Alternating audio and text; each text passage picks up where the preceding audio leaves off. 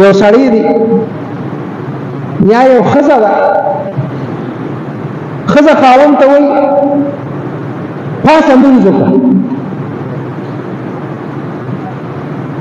دا خاوند غوسه شو چې دا ښځه دونه بې ادبه ده، ما ته یې داسې بې ادبه الفاظ یا مخکې نه جګړه وي، مخکې نه سړي روانه وي. اصل مونږ پښتانه ښځې سره سمه خبره نه کوو، ښځه خاوند سره سمې خبرې نه کوي، زمونږ مزاجونو کې سخوالی دی. ښځې ورته وي لمونځ وکړه، ده ورته وي زه کافر یم مړکون.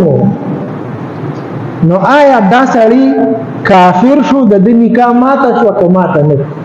عزتمندو چا چې دغسې الفاظ استعمال کړي چې زه کافر یم، ځان ته کافر وي، په دې الفاظو باندې دا سړی کافر او د دې نکاح ماته شوه.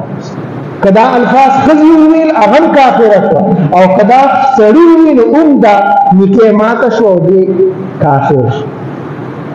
سمدستي دې بیا کلمه ووایي او دوباره چې دی نو نکاح دې وتړي، نکاح دې تازه کړي. علماو دا لیکلي دي. نو په دې الفاظ بعضې خلک دغسې وایي او ډېر دا الفاظ ویل کېږي، د دې نه ځان ساتل پکار دي. یو زنانو له او سړو له هر چا له داسې پکار دي، زنانو له پکار دي چې هغوی خاوند ته په ادب سره په احترام سره، نه خاوند دی داسې زوی خو نه دی، نو خاوند ته په ادب او په احترام په طریقه باندې وینا پکار ده چې یاره ته مونځ لوټه ورته کېږي، بله طریقه اختیار کړي چې یاره د مانځه ټیم دی، هلئ شابه چې دا ټیم د نه لاړ نه شي، مونځ د نه قضا نه شي. بیا که هغه کوي او که نه کوي ستا ورسره څه کار دی؟ ستا صرف دومره کار دی چې ته ورته لوټه تیاره کړې ده یا اواز ورکړه چې یاره ټیم نمانځه دی، اذان شوي دی یا جمع تیاره ده، هلئ چې مونځ د نه لاړ نه شي. بس دومره صرف ووایه، هغه دعوت ورکړه، نور چې دی نو سختۍ ته هېڅ ضرورت نشته. او خاوند هم داسې پکار دي چې ښځې ته هم په دقه طریقه باندې هغه هم چې دی نو ښځه ده، هغه داسې وینځه نه ده چې ته ورته کنځل کې بدیره دې ورته وایې، نوکره د کور نه ده، هغه د کور ښځه ده، ستا د بچو مور ده، هغه رفیق حیات ده، ستا د ژوند ملګرې دی.